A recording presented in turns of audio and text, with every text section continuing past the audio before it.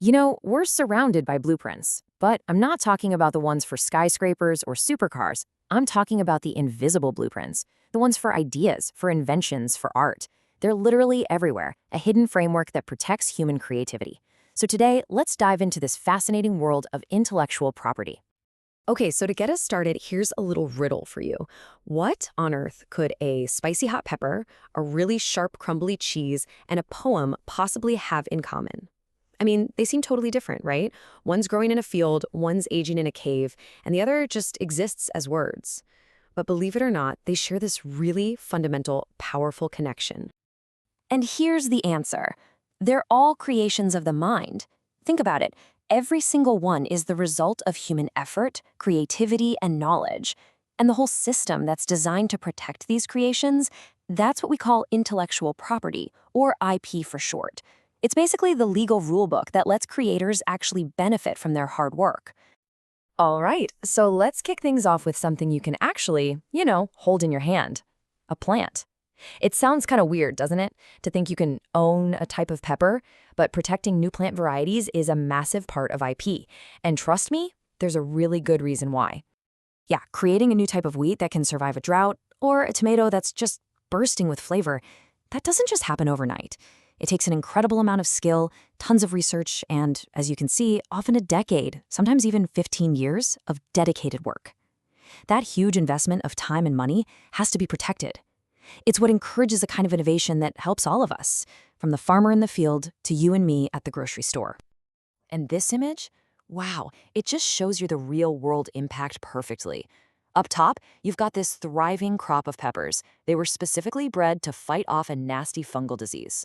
And down below, the regular, susceptible variety, completely wiped out.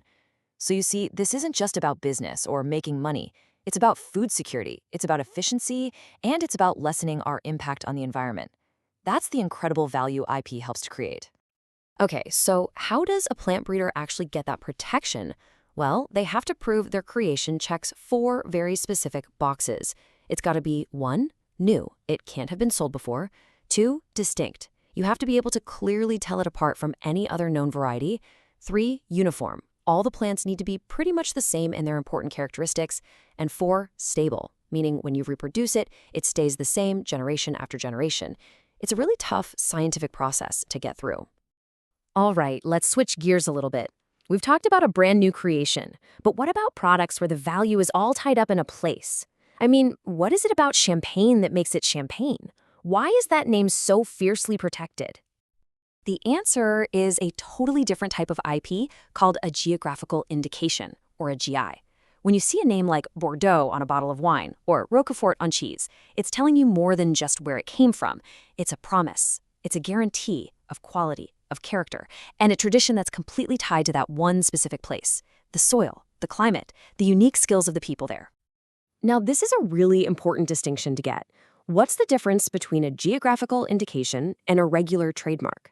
Well, think about it like this. A GI, like Roquefort, is a collective right. Any cheesemaker in that specific area who plays by the rules can use the name. But a trademark, like Moet and Chandon, that belongs to just one company. It's totally exclusive. So lots of people can make champagne, but only one company can make Moet and Chandon. See the difference? Okay, so we've gone from the soil, from things we can taste and touch, and now we're heading into the world of pure imagination. So how do we protect things that don't even have a physical form? Like a story, a song, or a computer program? Well, that's where copyright comes in. So at its very core, copyright protects something super specific. It's not the idea itself, but the expression of that idea. That's a key difference. The moment you write down that poem, or compose that melody, or write that line of code, boom, you've created a work and it is automatically protected. And the list of what it covers is huge, everything from classic paintings to the software running on your phone. Copyright actually has 2 different sides to it. First, you've got the economic rights. This is what most of us think about, right? It's the right to control who can copy, sell, or perform the work. It's what an author might sell to a publisher.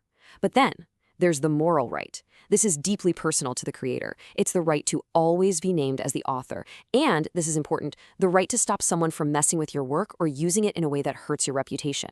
And in a lot of places, that moral right can never be sold. It's yours forever. So, how long does all this protection last? Well, the international standard is basically the life of the creator plus at least 50 years. Now, a lot of countries like the US and in Europe have pushed that even further to 70 years after the creator's death. The big takeaway here is that these rights last way longer than the person who created the work, and they can be passed on to their family. And this brings us to what is maybe one of the most complex and most important debates happening in intellectual property right now. What happens when our modern IP system, which is all about individual owners and deadlines, collides with ancient knowledge and culture that's been held by entire communities for generations? So in our current system, the default place for stuff to end up is the public domain. Once a copyright on a book runs out, for instance, it enters this huge shared pool of material that anyone can use for free. You can adapt it, build on it, whatever. It's supposed to be this amazing source for new creativity. But here's the question. Does that mean anything that's really old just automatically belongs there? And this is right at the heart of the conflict. As this quote explains, many indigenous communities and nations are saying, wait a second, classifying our traditional knowledge, like how to use medicinal plants or ancient weaving patterns or sacred songs, as public domain is just fundamentally wrong. For them, it's not some free-for-all resource. It is their living heritage, and calling it public domain just leaves it wide open to being misused and appropriated with no consent and no benefit to the communities that have guarded it for centuries. So, this has kicked off a huge global debate. Do we need to invent completely new, custom-built legal tools? Lawyers have a fancy term for it, sui generis systems. The idea is to create something specifically designed to protect these collective, ancient forms of knowledge. Can we actually build a system that respects how unique this heritage is, one that works outside the normal boxes of patents and copyrights? And so all of this leaves us with a final, really powerful question to think about. Our IP system was built to push for future innovation, right? To encourage new inventions by giving creators a temporary head start.